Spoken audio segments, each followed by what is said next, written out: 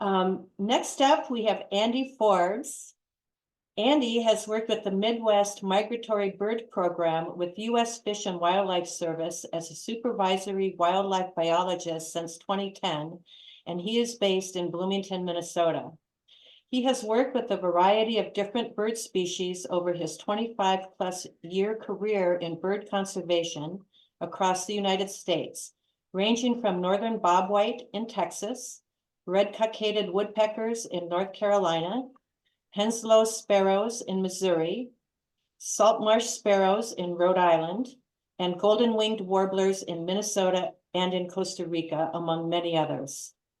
He is also a bird bander and runs a MAPS banding station at Sherburne National Wildlife Refuge in the summer months. Andy is a lifelong avid birder and had a milestone birding year in 2023. Congratulations, setting a personal best ABA big year total of 620 species and breaking 700 species for his ABA life list as well. The 700th species was an Arctic loon near Nome, Alaska. Wow. Of the 11 states that he has lived in, Minnesota is by far his favorite. He eagerly awaits spring migration, his favorite time of year. And Andy will be talking to us about birding spring migration at the National Wildlife Refuges in Minnesota. So Andy, if you want to share your screen, that'd be awesome. Great. Can you hear me okay? Yep, I can hear you. All right, good. Technology is with us today. So as I'm sharing my screen, it was fun to hear that flying squirrel discussion, the red-cockaded woodpecker project that I worked on many years ago. One of the things that we had to do was remove flying squirrels from red-cockaded woodpecker cavities. And I could tell you all kinds of stories about squirrels jumping on people and running inside their shirts and stuff like that. They're fun little animals. Super cute. Sharing is coming along here. Excellent. Can you see my screen now? Yes, and if you go into your lower right, there is a way to maximize your screen. And while we're asking fun questions, Andy, do you know the current status of titmice in Minnesota? I know the carpenter status, but are they expanding, contracting? To answer that question from the first section. Sure, yeah. They seem like they're kind of expanding a little bit just in my own anecdotal stuff I've been seeing around the Twin Cities, at least. I moved recently from the Burnsville area and lived there for about 10, 11 years. And there were more titmice when I left there than there were when I got there. So there may be a little bit of an uptick there. It's kind of hard to tell. They kind of expand and contract somewhat in the state. We're right on the north and west border of their range. So, but they used to apparently be all the way up to, I think, St. Cloud. So it's possible they could continue there. It's tough to say. There's probably a bit of a on and off pattern there. Some years they may go up a little bit and some years they may contract, et cetera, et cetera. So it's kind of tough to predict, but just anecdotally, I've been seeing more around the Twin Cities. Not a lot, but a little bit more common. Thank you. Is it in presentation mode now? It is. You're ready to go. Okay, great. Well, thanks everybody. I'm really happy to join you here this morning and talk birds, something I never get tired of. As Susan mentioned, I work with the U.S. Fish and Wildlife Service in the Migratory Bird Program. I've been in Minnesota now for almost 14 years. I grew up in Massachusetts, moved around the country a lot. Most recently, before Minnesota, I was in Missouri for 8 years. Worked with the state as an ornithologist there. So I've been into birds since I was 3. Love talking about them, and I'm really happy to be talking to you this morning. So, okay, so, and hopefully the slide just advanced. We are very fortunate here in Minnesota to have a variety of great public land to go out and bird on. And the U.S. Fish and Wildlife Service managed National Wildlife Refuge System is no exception here. We have 13 refuges totaling over 230,000 acres in Minnesota, as you can see from this map. And pretty much anywhere in the state, unless you live in the Arrowhead, you're fairly close to a National Wildlife Refuge. So there's lots of great places to get out and explore. A lot of variety of different habitats present on all these different refuges. One other thing I'll note, if you look on that map, you can also see these blue dots with WMD at the end. That stands for Wetland Management District. And those are just the offices. All around that office, there's small scattered waterfowl production areas, or WPAs, that those WMD offices manage. So these can be small, small as like 40 acres, little patches through kind of the ag, prairie, wetland matrix, mostly in western Minnesota, that can be really fun to explore, that are just, you can't put them on a map because they're so small in some cases, but you would see kind of like a shotgun pattern of all these little dots on the map if they were displayed the same as refuges here. So different variety of habitats at refuges, like I said, and sizes of refuges. Some of them are very big, Sherburne and Agassiz, and obviously upper Mississippi and Minnesota Valley refuges are huge. And then we have a really, really small refuge on Mille Lacs Lake that's about half an acre, one of the smallest in the nation. That's an island that formerly hosted common terns, but unfortunately they seem like they've kind of gotten crowded out by other species. So there's a lot of different places to go. And this, what I'm talking about today, is just kind of scratching the surface of that. So could talk all day about refuges in Minnesota. So anyways, but moving along. So a couple things to think about just in general before you go out and bird a refuge, especially early in the spring. Something to think about is, are the roads open or closed? Especially in northern Minnesota, they may not be able to plow everything, especially in a more heavy winter. Not so much this year in southern Minnesota, but sometimes in early spring, there may not be roads that are passable, at least in the good parts of the refuge. And it takes some time for them to open up places and get them ready for people even after the snow melts and stuff. So it's a good policy to kind of look on the refuge website and see when roads open and stuff like that, so you don't have an unpleasant surprise. And also ice out on lakes. Obviously, if you want to go out and look for waterfowl and there's still ice on the lakes, you're not going to have very much luck. So there's a really great ice out map that's out there from the Minnesota DNR. You can go on there and check that out and kind of look around the area and see if the lakes are open yet or not. So it's another good tool that's out there to look at before you go far afield. Special events, always good to check for those when you go out there. One, because they could be a really fun thing to go to, or two, you want to avoid the experience that I have had on a couple of occasions where I've wanted to go out and try to get some warblers. And I drive up to the trailhead and there's like 3 school buses there. And then there's a bunch of kids out there having a grand old time. Not the best birding conditions. So it's good to check those things before you go out there. And then one thing you can, if you feel like you have the time or would like to talk to refuge staff, you can call the office and ask if they have any drawdowns that are planned for the year. That's a really good place to look for shorebirds and waterfowl. Especially shorebirds, when they draw down the water and lower it, there can be more mud flats, and shorebirds really love that. So if there are drawdowns out there, that's a really good place to focus on. Not so much this year with the dry conditions in a lot of our areas, unfortunately. So there actually are a lot of natural drawdowns that you could check out. Hunting season's not so much a problem in the springtime, or a conflict in the springtime, but in fall, obviously there's quite a few. Some refuges might be open to turkey hunting, so that's a good thing to kind of be aware of.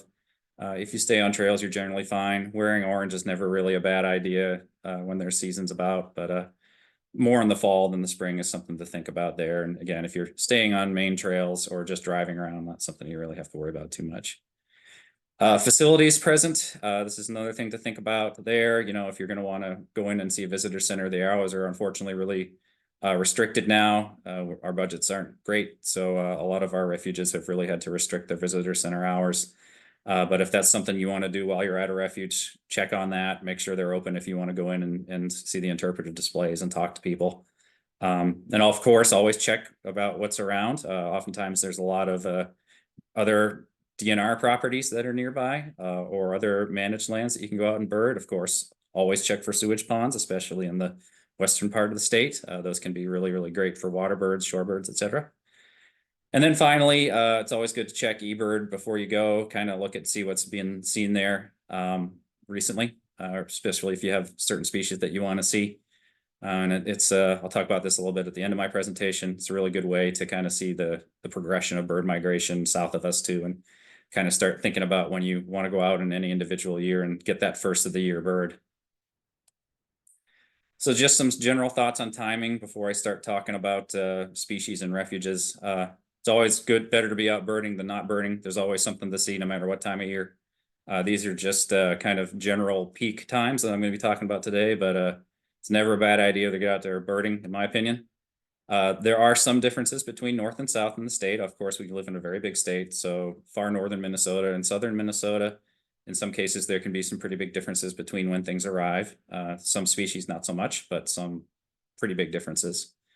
Always good to check weather. Number one, you just don't want to be out there when it's a downpour or a blizzard, but also you can kind of keep track of things. And if migration conditions are looking good, you're more likely to have better luck out there than if they're not looking very good. So I'll talk again about a few of those resources you can look at the end of the presentation. So when do things start arriving? Well, we're kind of getting the early migrants right now. I got my first killdeer the other day here outside of my back deck and turkey vulture. So we're in the part of the year now where we're starting to get those short distance migrants. Song sparrows are starting to trickle in. Like I said, turkey vultures, bluebirds, horned larks, those blackbirds. I had my first blackbird about 2 weeks earlier than I did this year. So I was kind of surprised when I went up north that there still aren't any blackbirds there. They're all just kind of seem to be stacked up around St. Cloud and the Sauk Rapids area. There's still some big flocks there. Whereas here around the Twin Cities, they're already setting up territories on wetlands. So again, some variation across the state. So yeah, it's always fun to get those first of year birds there though now. So going through kind of the main species groups that everybody thinks about with migration, waterfowl are starting to go now, especially geese. In fact, we're getting on the tail end of geese now. And then starting to see more wood ducks, divers, other species now. Generally mid-March through early May is kind of peak for waterfowl. They're a little earlier than some of the other main species groups. And then sparrows a little bit later. Right now, you've seen a lot of American tree sparrows moving out of the state right now, and they're starting to sing. Beautiful song. Definitely plug it in and learn it and go out and listen for it. It's one of my favorites. And then shorebirds. They start up kind of in more gusto mid-April to late April. You really start seeing more numbers of them, and they can go through May and even into June with some stragglers and or maybe even some failed breeders as you get into June. It's always fun to kind of think about which one it is when you get later on like that. And then warblers, my favorites. Mid to late May is peak. That varies a little bit from year to year too, but generally speaking in the state, that's when you want to get out there and see warblers. Okay, let's go through a couple species guilds here. And these graphs that I'm showing are all available on the MOU website. I'll give you a bit more directions on how you can get to it. So if you look on that graph up top, the red, as it's described in the legend in the top right corner, is based upon the southern part of the state, and the blue is based on the northern part of the state. So sandhill cranes, these are coming to the state in pretty good numbers now already. I had some displaying and dancing right on the side of the road near my house the other day. They're increasing. They're doing quite well. We have a lot of them here in Minnesota, especially during the breeding season. They're usually around wetlands, but not necessarily. You can see them around croplands, any kind of open, grassy, weedy area. You can potentially see them or hear them flying overhead. Really neat species. One of our most, if they go back in the fossil record, I think more than 10 million years. So they're really kind of a neat prehistoric bird, sort of. In the fall, you can get some really huge numbers at several refuges. Sherburne National Wildlife Refuge broke their record. In 2022, they had 29,000 cranes at one of their pools. So you can imagine the noise out there when you have that many cranes. It was something to witness, apparently. I didn't actually get out to see that, but every year they have over 10,000 there at Sherburne in the fall, generally speaking. So that's a really good place to go. So the wildlife drive at Sherburne, which is about an hour north and a little bit west of the Twin Cities, is a really good place to see cranes. The wildlife drive should be opening up in a week or so, I think. That's a good thing to check on the refuge website. But you can see cranes there in the springtime too. Good little groups of a couple dozen from time to time, and see them dancing and doing all that stuff they do this time of year. It's always really fun. All right, waterfowl. There's a bit of variation between species within the waterfowl guild. Generally speaking, the western part of the state's better than the east, especially for geese, as you might expect. Those are kind of where more of those small pothole type wetlands are, where they really key in on for both migration and breeding. We're a part of the duck factory, as people call it here in western Minnesota in the prairie pothole region. So generally speaking, you can see a greater diversity in the west part of the state, but that's not, there's ducks everywhere here. So any wetlands you can get out and see ducks. You're really wanting to look for a place that is a managed wetland if you want maximum diversity of species. Obviously, ducks all have different foraging strategies, from the tip-up dabblers to the divers and bay ducks. So if you can find a wetland that has, or a refuge or any place that has a good variety of water depths, you're more likely to get more species and knock up your list a little bit. If you have a spotting scope, that's helpful. You don't necessarily need it for ducks because they're a little bit bigger. But if you really want to sift through some of those bigger flocks and try to find that cinnamon teal or Eurasian widgeon, it's good to have a spotting scope, or if you have a friend that has a spotting scope, bring them along and make use of it. And I really enjoy going out and just kind of, finding a map of a certain wetland management district. Again, that's the abbreviation, that's WMD there. And just kind of drive around one of those once it's the right time of year and just see what I can find at all those little wetlands and kind of add it all up. And a lot of those waterfowl production areas don't get visited all that much. So if you go out there and contribute eBird checklists, that's always a really desirable thing from us, adding data to the matrix there. And also the refuges really appreciate that for their refuge bird lists, so that they can tell people about what sort of things they can find at each of these individual places. So it's a really fun thing to do in the springtime. I always really enjoy it. But so before I get into the hot spots, if you look over on the left there, you can kind of see right now we're actually sort of getting on the tail end of goose migration. They're already starting to move out of the state now. There's still good numbers of them around, but not like it was a few weeks ago. That's a greater white-fronted goose there at the top. That's what that graph is from, but it generally applies for snow geese and Ross's geese as well. Blue-winged teal, a little bit of an earlier migrant within the waterfowl group. They are starting to come into the state now in bigger numbers. They'll really start kicking it up here in a week or two. And then wood ducks a little bit later. I'm starting to see the first ones now. Same thing with divers. They're a bit later from the waterfowl perspective. You're really starting to get into more late April, May, when you really start seeing good numbers of those. So a couple places to go for waterfowl. Again, there's lots of things to choose from. These are just a couple of suggestions, and pretty much any refuge you can find waterfowl. Upper Mississippi National Wildlife Refuge, which is that big refuge down in southeastern Minnesota, is a really good one for divers, especially. You can see some really big numbers of things like canvasbacks and scaup and ringneck ducks there. Also, tundra swans really congregate there too. The Weaver Bottoms area, which is in Wabasha County, is a really good place to go to see hundreds, if not thousands, of tundra swans, and noises that those make when they're in big flocks are really cool too. Agassiz National Wildlife Refuge, a bit of a drive for if you're from the Twin Cities, but it's worth it. It's an awesome refuge. And I actually drove through there earlier this week, and it's very, very dry this year. So the waterfowling may not be as good there this year, but shorebirds are probably going to be pretty good there. So depending on what happens with rain and stuff over the next few weeks. So, but generally speaking, that's a great refuge just overall, and they're particularly good for waterfowl, and they breed there too in good numbers in the summertime. So if you want to see duck broods and stuff like that, great place to go. Sherburne National Wildlife Refuge, I mentioned that for cranes. Their wildlife drive is a really good place to go drive around, and you can get 20 plus species of waterfowl on the right day. So, and then of course, closer to home for me, Minnesota Valley National Wildlife Refuge, really good spot. Wide variety of habitats right next to a major metropolitan area. It's just a pretty amazing place. I really like bass ponds and Old Cedar Avenue Bridge for a variety of different species. But it's a good accessible place to go and see waterfowl and water birds in general. Okay, shorebirds. So we're still not quite there yet, except for killdeer. I heard, been hearing them for the last week or so here, and I heard a greater yellowlegs fly over last night. So that was kind of neat. So getting excited for them. These birds are long distance migrants in general, not always, but a lot of them sometimes are coming from far southern South America and going up to the tundra. If you haven't seen it, there was a really great show on PBS Nature about a month and a half ago or so that you can still find online that talked about shorebird journeys. They talked about, I think, far eastern curlews, Hudsonian godwits, and red knots, and some of the efforts that people are doing to track them. Just some really amazing migrations that these shorebirds are able to do, flying nonstop for hundreds, if not thousands of miles. It's unbelievable what these birds can do, which is fascinating.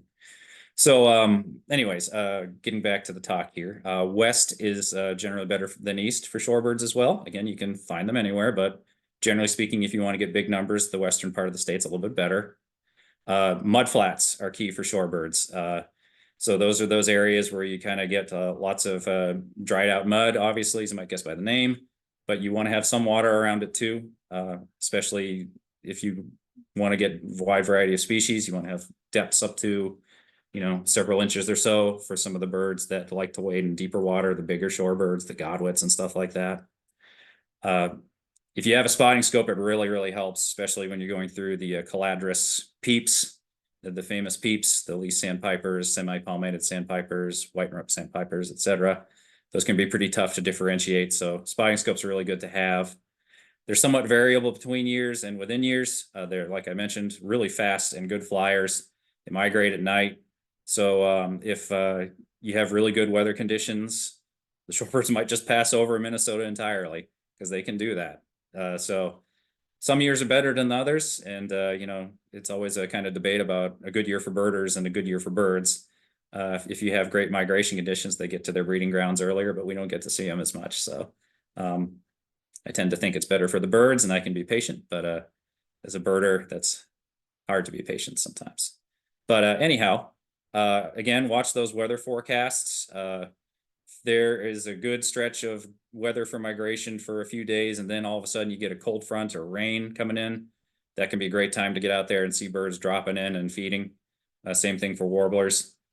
If you look over on the graphs, just going through a little bit of the phenology for shorebirds or timing, if you take a look at the peaks on shorebird migration, they're quite a bit more compressed than especially waterfowl because they move through pretty quick, like I said before. So they are a bit more defined on when you see them and when you don't, and you can miss them in some years, like I said, if you're not out there a lot.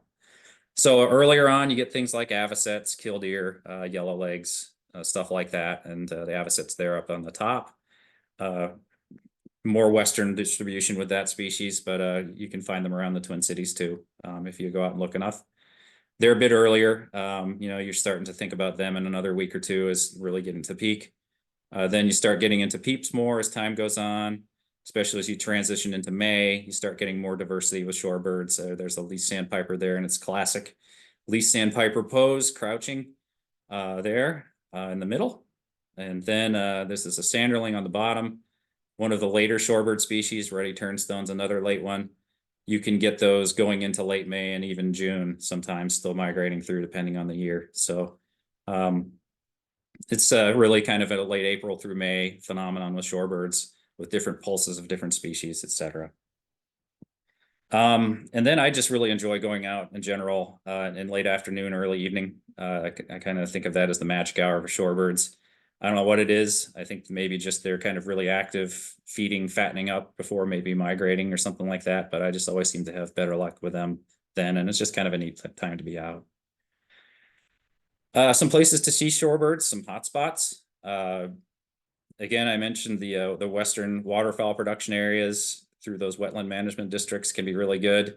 Again, look for those drawdowns. Those are the best places to see them. Agassiz, it's going to be really good for shorebirds there this year, I think, depending on what happens with rain here in the next few weeks. So keep that in your back pocket as a potential weekend trip. Sherburne's another really great place. Their wildlife drive, again, you can get great shorebirds. Minnesota Valley National Wildlife Refuge. There's a couple of different spots there that are pretty accessible. Some road pull-offs you have to be careful all around, but Bass Ponds, great place to go out if the conditions are right and get shorebirds too. Okay, warblers, my favorite for a variety of different reasons. I just think of these, we're so fortunate to have these. These are tropical gems. They're really species of the neotropics that we get to see for a couple months of the year. They're most of the time down in the tropics.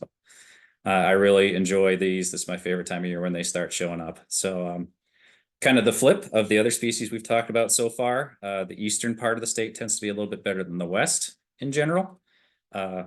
They really kind of more keyed in on forested treed habitats, but not always. You can get things like palm warblers out in scrub and prairies and stuff like that. But you really want to key in on those forested habitats with warblers. If you can find a trail that kind of gives you a little bit higher vantage point, so you're not breaking your neck looking straight up at shorebird or at warblers, that can be good, but not necessary. Don't really need a spotting scope with these guys. Lighter binoculars tend to be sort of handy for them. You don't need to generally look as far. They're a little bit closer. Again, watch those weather forecasts. Morning is best. You'll get the dawn chorus, and then really once you start getting warmed up, if it's a cool day, another hour or two after sunrise, that can be really good for when the warblers really start singing, and then you just get that really awesome chorus of all those different species singing as they're all hopped up and ready to get to those breeding grounds. One of the things that I'll do is I'll listen to the window, outside the window in the morning, and if I hear a lot of warblers in my backyard, then I know it's a good time to go out to my hot spots and look for them. So pretty variable across the state and within years. The last few years have been kind of weird. Sort of the pulses that I'm going to be talking about here in a second have been kind of screwed up, at least anecdotally. The early ones and the late ones have been kind of garbled all together. They get stacked up south when you have a combination of extreme warmth and extreme cold. So these pulses that I'm going to be talking about aren't set in stone necessarily. It can vary a lot from year to year, but generally speaking, mid-May is really peak across the state and a little bit later in the north part of the state. But yeah, any national wildlife refuge with a forested trail, you can get good warblers on the right day. So especially if it's like a little fragment in the right spot around a river or something like that. So different species come in at different times, depending on where they're coming from. Yellow-rumped warbler is one of our first ones that come in, and they should be here a week or so. Start seeing the butterbutts in the trees. They don't go very far in the wintertime. They just winter down in the southern United States all the way up through like Missouri. So you get those pretty soon. Whereas the other ones tend to winter in Central and South America, so it takes them a little more time to get here. Some of them breed here, some of them don't. Most of them breed here in northern Minnesota, especially. American redstart's kind of a more mid warbler migrant. Again, you're thinking about like mid-May is really being peak there.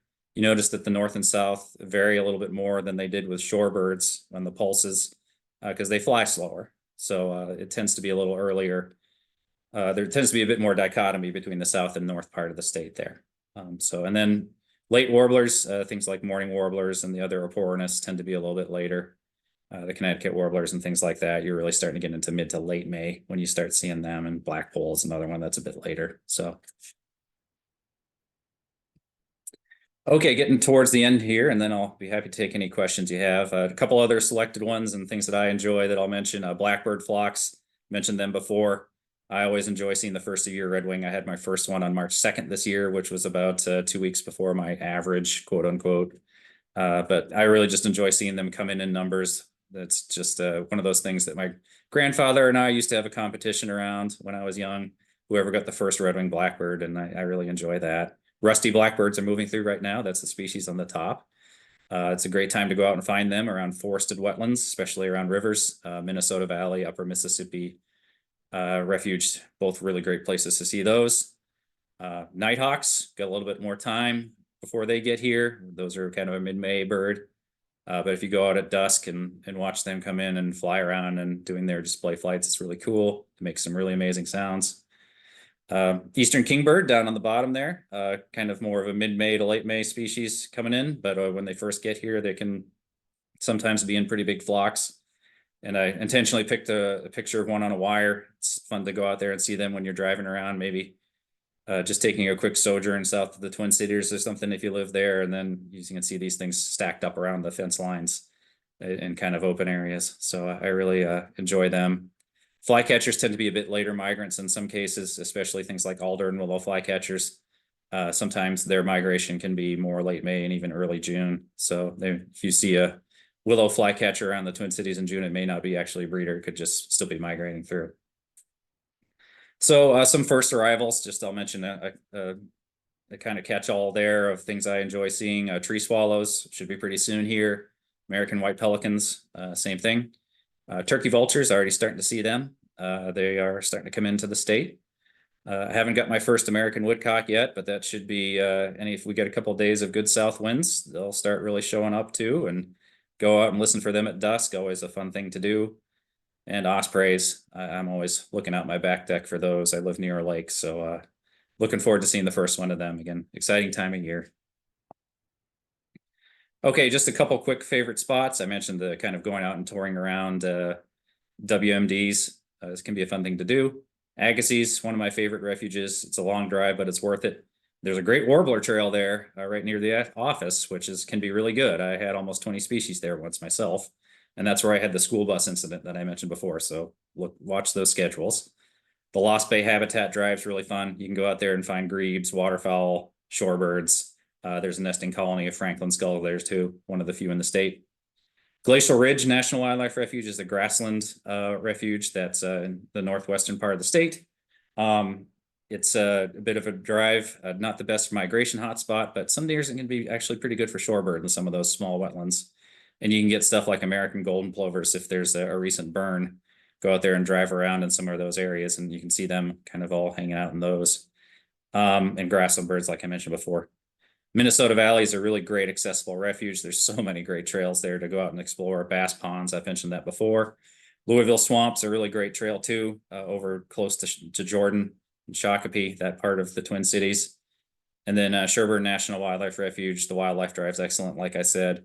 And the Blue Hills Trail is a really good place to go out and listen for warblers. And into the breeding season, you can get both golden wing and blue wing warblers out there, and various hybrids of both. So, but these are obviously not all of the good places. Pretty much every refuge is a good birding location for something.